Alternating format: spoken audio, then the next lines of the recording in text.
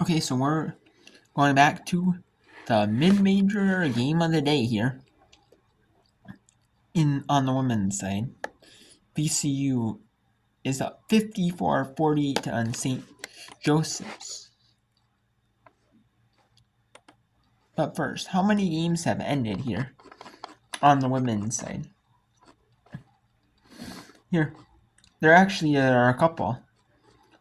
Richmond beat LaSalle 74-54. And they will clinch the number 1 spot in the A10 with only 3 games remaining. There are only 3 games remaining in the A10. Either Saturday or Sunday, one of the two they'll be playing on, and then Wednesday and then Saturday, as every team plays Saturday as the start of the A10 tournament. First round is Wednesday, the 6th of March. And we have Colgate taking on beat Lafayette 75-49. It looks like there are a few that are going to there's a few that are going to be ending here any minute. We have Holy Cross now scores 45 53. And we have looks like South Florida's going to get the win over East Carolina 74-62. They have the lead here. But let's go back to the mid-major game of the night and the second best game tonight. If it wasn't for the ranked battle between West Virginia, Kansas State, would have been the featured game of the night. 35.8. VCU 22-4, 11-3 in the A10. St. Joseph's 24-2, 13-1 in the A10. One of the best. These are two of the top mid-major teams in the country, and two of the best teams, or two of the top teams in the country. You know, both these teams should deserve a shot in the AP poll, but they're definitely ranked in the mid-major poll. Sotelo sees the open basket. She'll take the easy 2. Whistle and a timeout called by St. Joe's. I think that's one where maybe you want to eat up some more clock, but it's hard to blame Sotelo when you see the basket that wide open. Hey, let's just take the 2 points. Absolutely. And that's, depending on what the coach said in the timeout. Sometimes you have some coaches that say, I don't care if you have an open shot, bring it out. Let's let some time run off the clock. The clock is our friend. And then you'll have some coaches that say, only if it's a layup, take it. And so, unknown what was said in the huddle, but Sotelo went and made the layup. Well, and let's say she tries to bring it out. She's maybe able to shave 2 or 3 more seconds, and then you get fouled, and you're hoping for 2 points. With a path like that, Sotelo knew, okay, we can hope for 2 points where I can guarantee we're getting 2 points on this possession, and it's now a 6-0 run for the Rams. Right, and I think her eyes lit up like, oh my gosh, I don't have anybody on me, so I'm just going to go ahead. And I would, in this situation, I would too. Against this great St. Joe's team, I'm going to get as many points as I can, especially non-contested. I want to go ahead and get that shot. So we'll see what the Hawks have coming out of this timeout. That was their last timeout. They don't have any remaining. And VCU right now, just 35 seconds away from handing the Hawks their second conference loss of the season, their first road loss of the season.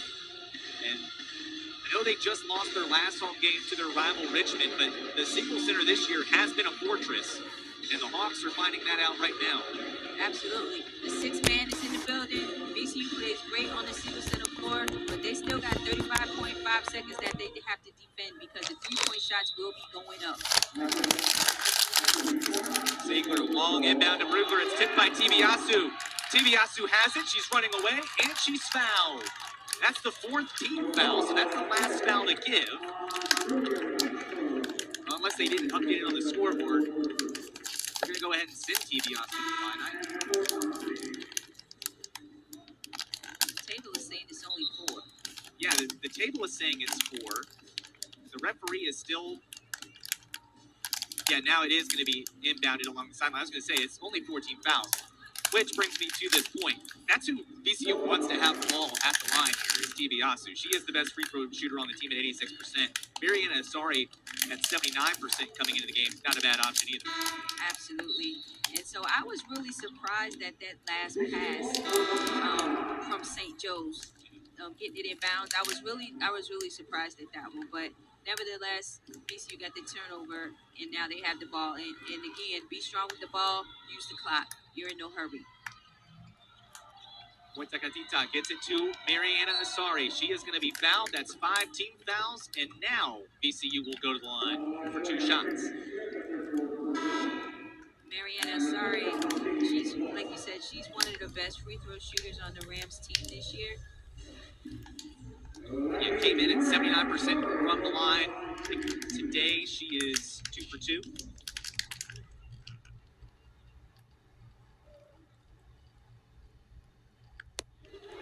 Three for 3 with another one on the way. Mariana Asari with 12. Tibiasu with 16. Luizutsi with 8. Eze with 8. That one will miss. It's 57-48, though. The Rams have a big lead here. They're up 9. 3 from Sagler. Rims out. Tipped away, and Parham pulls in the rebound. Parham is fouled. And the Rams, Brennan, they can kind of feel it at this point. Absolutely. Great contest by Michael Parham. You cannot leave Ziegler open at the top of the key. And she's almost shooting from the logo. And she has proven that she can make that shot, so she does deserve that respect. And Michael came out on her. Parham at the line for free throws. Hasn't shot any tonight.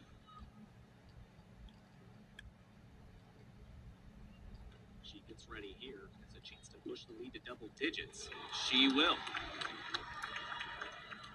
It's a 10-point game with one more on the way for Michael Parham. And although tonight was not a 4-quarter game for VCU, they made up for it in that 3rd quarter when they came out of halftime. This is the second, but the time is not the friend of St. Joe's. Nystrom gets the ball away from Tibiasu, but they're losing precious seconds. Luizutsi gets a steal, and she is fouled. And that's going to be it. The VCU Rams are going to stun St. Joe's at home, and VCU, with a couple more made free throws, are going to win the game. And the VCU Rams are going to improve to 23-4, 12-3 in conference play, while St. Joseph's are going to fall to 24-3, 13-2 in conference play, and it's going to be St. Joseph's first loss on the road. They lost 2 at home, 1 non-conference at home and 1 conference game at home. And the final seconds are going to tick away. And that is it. VCU wins and over St. Joseph's.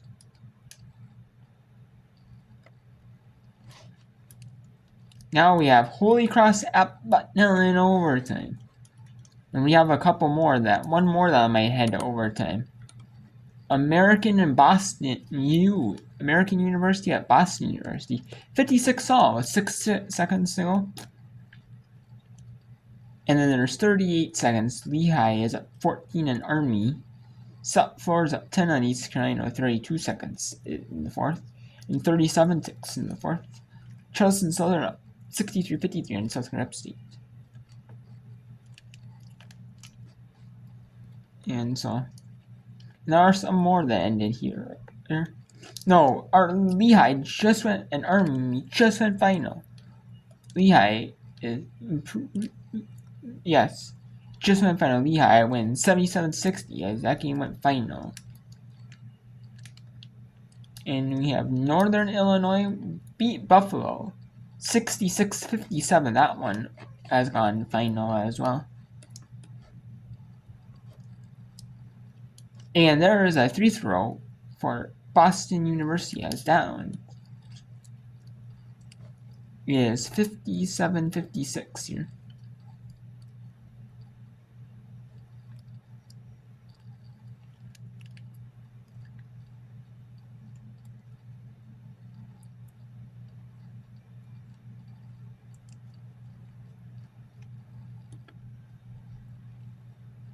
And with 1.9 seconds to go, Boston U is going to take a timeout, and they might be able to salt this win away,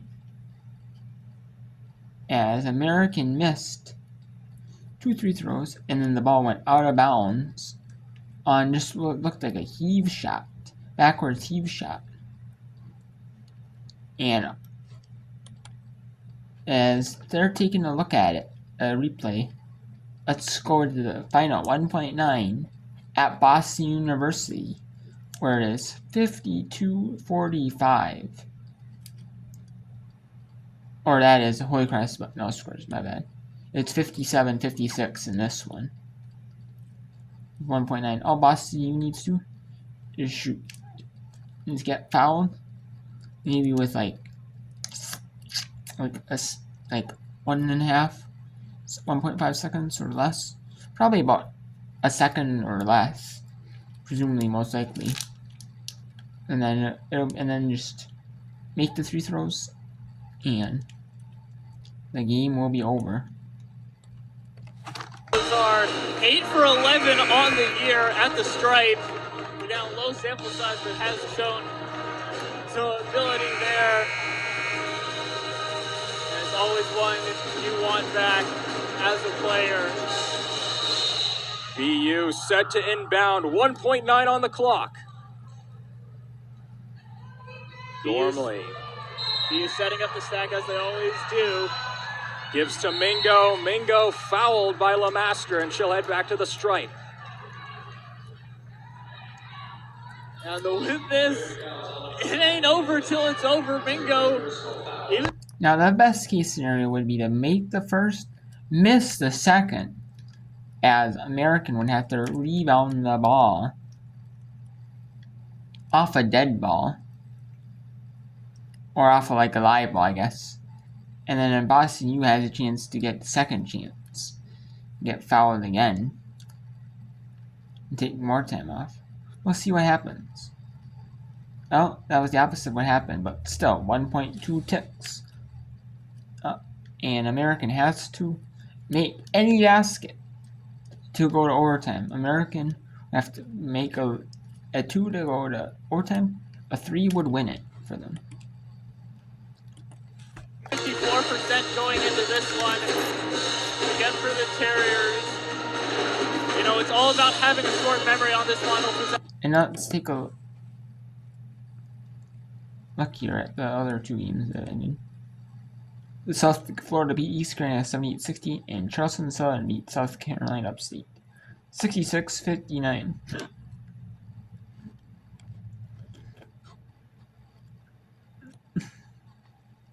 And then there are a couple more there in blocks, but we'll talk about them after this one is over and Holy Cross at Bucknell is over. Or you look for an immediate dump down to either Stack or Johns and put it up. Here we go. 1.2 on the clock. Feels like an eternity. Inbounds it. And 3 won't go. Off the mark. And it had to be a heave, and it was. Okay, so we're shooting 3 throws. Butler looks like they're going to beat Xavier. Butler just had a huge blowout third quarter.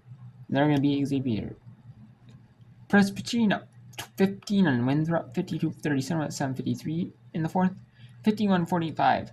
Longwood up on UNC Asheville. That's the best game right now. In the 6:30 Eastern window. 51-45 Longwood up on UNC Asheville. Ball State up on Central Michigan. 64-33. 63-32 Matt Dane up on Miami, Ohio, like the D2, D3 NAA school. 37-24 Villanova up on Providence.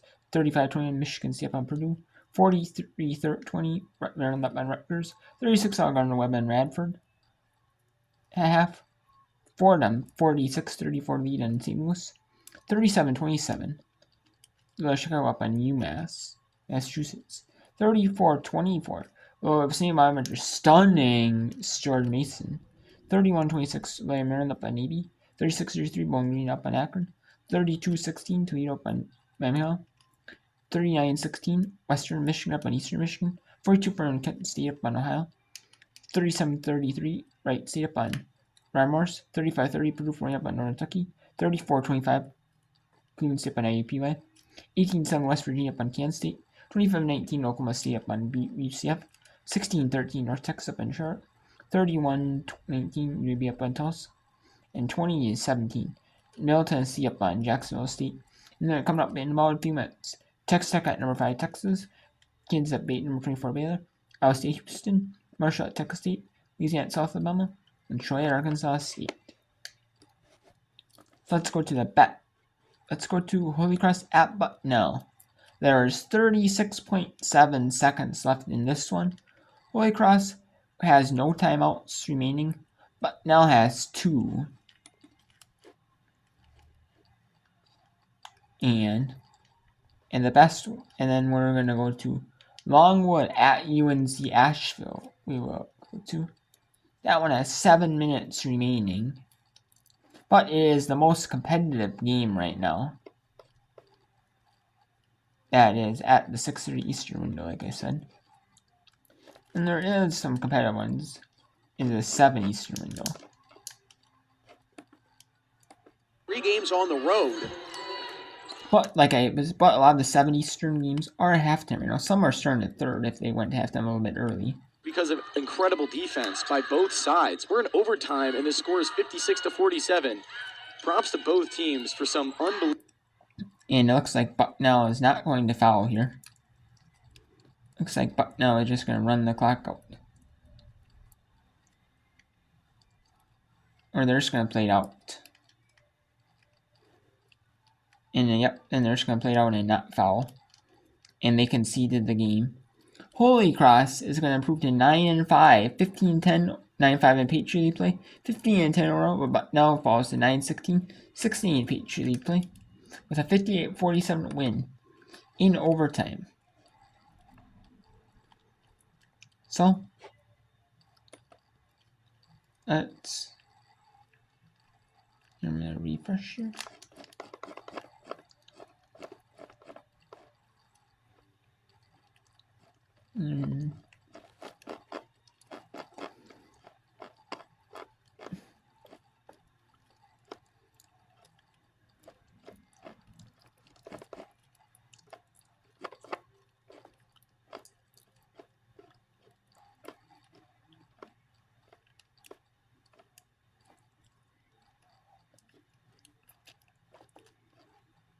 Now let's go to Longwood at UNC Asheville. 7 minutes even to go in the 4th quarter. 53-47.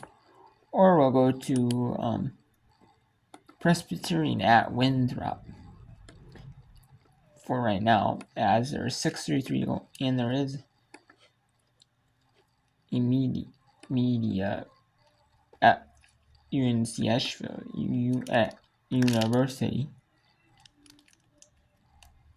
No, there's no media timeout now. It's back to action. Over. I'm not sure about that. It is 6:30 to go about. Like I said, Longwood leading 53-47. They're both pretty even in conference. Longwood has had the off night in conference play, while Asheville has not yet. I mean, maybe they have, maybe they get 2 off nights or 1. Either way, Asheville has played 1 more game than Longwood has, but otherwise they're pretty even in conference. 3-9, but it's 4-9. Leroy, no good. Rebound by the Lancers. That one back out to Williams, and fresh 20 seconds on the shot clock. Bailey Williams hasn't really scored a bunch, only a pair of points so far. Over to Brown. She takes the inside jumper, 2 points for the Lancers. You see UNC Asheville continue to go under those screens. Like we said earlier, the Lancers haven't shot the ball from deep very much, but times like now that's crucial at the end of the game. You got to be wary with good shooters if you want to go under those screens. Yeah, and Asheville only attempted 1 3-pointer in the third quarter themselves, and it's rapidly approaching time to necessarily do it. Mallory Bruce off the window. That's great footwork.